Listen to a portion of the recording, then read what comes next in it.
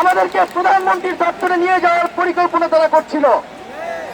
আপনাদের আন্দোলন এবং আমাদের অনশনের কারণে তাদের সেই পরিকল্পনা নস্যাৎ হয়ে গিয়েছিল।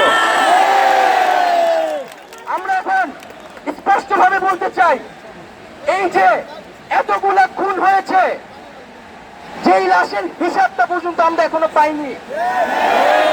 এই সরকার মানুষ খুন করেছে, মানুষ গুম করেছে, এখন সে লাশও গুম করেছে। যারা খুন করেছে তারা কি খুনের বিচার করবে?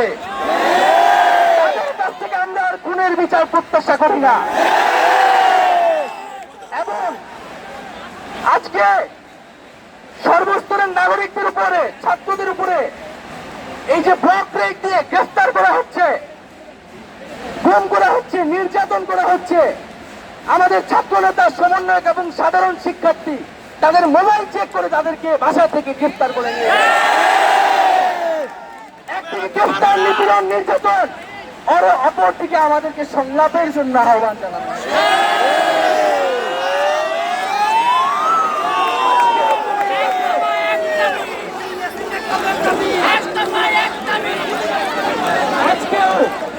আজকেও কুমিল্লাতে হামলা হয়েছে এবং নিহত করা হয়েছে, আমার ভাই শহীদ হয়েছে।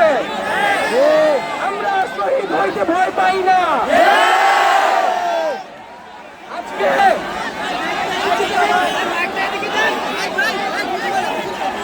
প্রিয়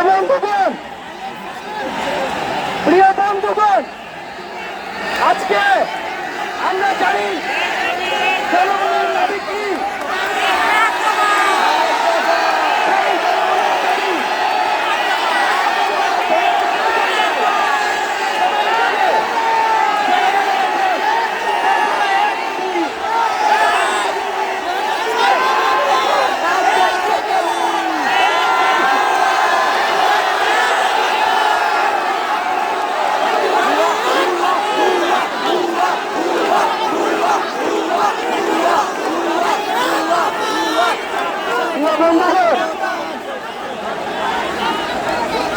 আজকে আমাদের জন্য এই বাংলাদেশের জনগণ নেমে এসেছিল।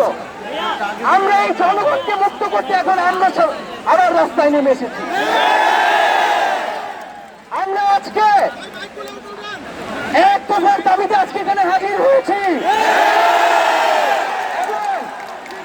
আমরা জীবনের নিরাপত্তা, বাংলাদেশের মানুষের জীবনের নিরাপত্তা, সমাজের ন্যায় বিচার প্রতিষ্ঠার জন্য আমরা এক দফার সিদ্ধান্তে উপনীত হয়েছি।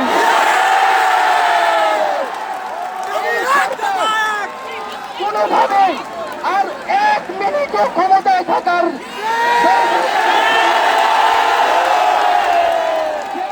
বলেছেন, গণভবনের দরজা খোলা আছে। আমরা সাধুবাদ জানাই, তাকে বিরোধ করতে হবে এবং আমরা এমন একটি বাংলাদেশ গঠন করতে চাই, এমন একটি রাজনৈতিক বন্দোবস্ত তৈরি করতে চাই সেখানে আর কখনোই কোন ধরনের স্বৈরতন্ত্র, কোন ধরনের ফ্যাসিজম ফিরে আসবে না। সেই এক দফার উদ্দেশ্যে আমাদের এক দফাটি হলো শেখ হাসিনা সহ এই সরকারের পতন এবং ফ্যাসিবাদের বিলোপ।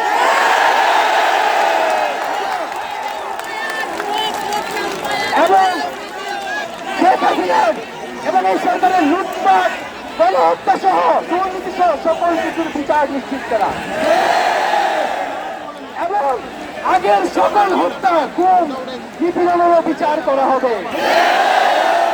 সকল রাজবন্দীদের মুক্তি নিশ্চিত করতে হবে। আমরা প্রয়োজনে জেল মুক্ত করে আমার ভাইদেরকে নিয়ে আসবো।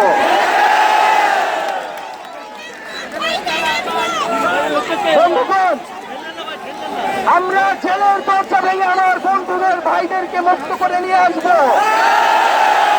এবং জনগণকে আমরা আহ্বান করছি, আপনারা যে স্বতঃস্ফূর্ত ছাত্র নাগরিক অভ্যুত্থান শুরু হয়ে গেছে তার সাথে এসে যোগ দিন।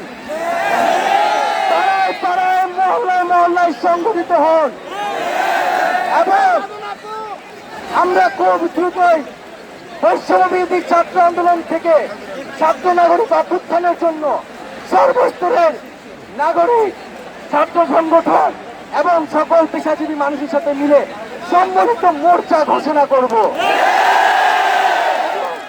সকলের সাথে আলোচনার মাধ্যমে ভবিষ্যৎ বাংলাদেশের জাতীয় রূপরেখা আমরা খুব শীঘ্রই আপনাদের সামনে হাজির করব। তার আগ পর্যন্ত আমরা জনগণকে সর্বাত্মক অসহযোগ আন্দোলনে নামার আহ্বান জানাচ্ছি। সর্বাত্মক অসহযোগ আন্দোলন চলবে। এই খুনি সরকারকে আমরা কোনোভাবে সমর্থন দিব না, কোনোভাবে কোঅপারেট করব না। এবং যদি কোনোভাবে ইন্টারনেট বন্ধ করা হয়, যদি কোনোভাবে কারফিউ দেওয়া হয়, জরুরি অবস্থা দেওয়া হয়, আমরা তা আজকে থেকেই বলে দিলাম, আমরা তা প্রত্যাখ্যান করি। আমরা প্রয়োজনে গণভবন ঘেরাও করে আপনাকে বন্ধুগণ, ইতিহাস বলছে ছাত্র নাগরিককে এখন দায়িত্ব নিতে হবে। আমাদের দাবি জানানোর কেউ নাই, আমাদেরকে আমাদের দাবি বাস্তবায়ন করতে হবে। এবং সবার প্রতি আহ্বান থাকবে, আপনারা শান্তিপূর্ণভাবে অসহযোগ এবং রাজপথের কর্মসূচি পালন করবেন, জনগণকে আসতে উদ্বুদ্ধ করবেন। নিরাপত্তা বাহিনী, সেনাবাহিনী, সরকারি কর্মকর্তা সবার কাছে আহ্বান থাকবে, জনগণ যদি সরকারকে প্রত্যাখ্যান করে, সরকার যদি জনগণের বিপক্ষে দাঁড়ায়, সেই সরকারের হুকুম মানতে আপনারা আর বাধ্য নন। কোন সরকারকে সমর্থন না দিয়ে ছাত্র নাগরিকের পাশে দাঁড়ান। আমরা আপনাদেরকে আমাদের মিছিলে আসার আহ্বান জানাচ্ছি।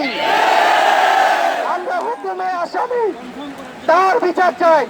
আপনারাও বিচার চান, কেন তারা খুন করতে আপনাদেরকে বাধ্য করা হচ্ছে। আমরা সকল গণহত্যার বিচার করব এই বাংলার মাটিতে।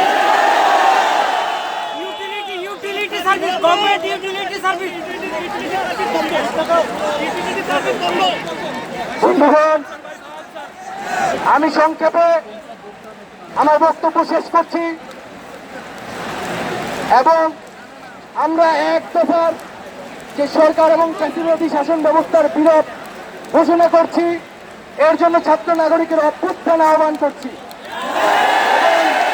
আগামীকাল থেকে অসহযোগ কর্মসূচি পালিত হবে এবং আপনাদের সামনে অসহযোগ কর্মসূচির বিস্তারিত ব্যাখ্যা আমাদের আরেকজন সমন্বয়ক দিবেন।